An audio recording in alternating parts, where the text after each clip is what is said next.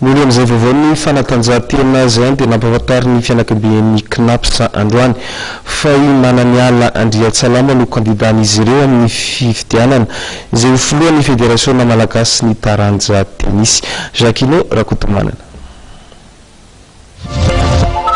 Nurumbani arvuni andena fetra ny lelavola retaptisariary sy ny amboara ho an'ny skajy lehilahy tamin'ny fifaninanana Open de tennis ny karakarain'ny CNAPS teny amin'ny kianjany teny Vodivorona. Tamin'ny 7 Norainy nandeseny any Andry Toavina Aratsy mandeha Somaly nandritra ny famaranana. Nahazo valo tsariary moa ity tompon-daka lefitra ity. Niady hatramin'ny farany lalao nampiteny traikefana nefa iarvony ka nibata ny fandesena. Teo amin'ny sokajy vehivavy indray dia Sarika Radulve no tompon-daka rehefa nibata fandesena nanoloana Fity Ravoniandro. Takany teo amin'ny sokajy lehilahy any dia tamin'ny 7 Noray no nisarahan'izy roavavy reto tamin'ity famaranana ity.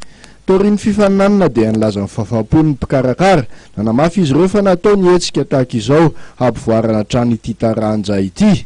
Taorin'ny Open de tennis aux mesdames iny dia hikarakara fifaninanana ho an'ny mpanazatra indray ny CNAPS amin'ity volana Mey ity. Dia iny vovony fanatanjahantena teo amin'ny taranja tenisy iny koa tompolasy tovovavy no manakantona ny fampalalambo voantsika teto amin'ny fahitalavitra matv tamin'ity alina ity isorany sika tany tokatrano tany nahatra nijery hatramin'ny farany. Amin'ny fotoananao indrindra ny sampana fampalalambo voan'ny fahitalavitra matv eo amin'ny rahampitso indray. Veloma tompoko. Narahinao teo ny vovony matv miaraka amin'ny assurance aro.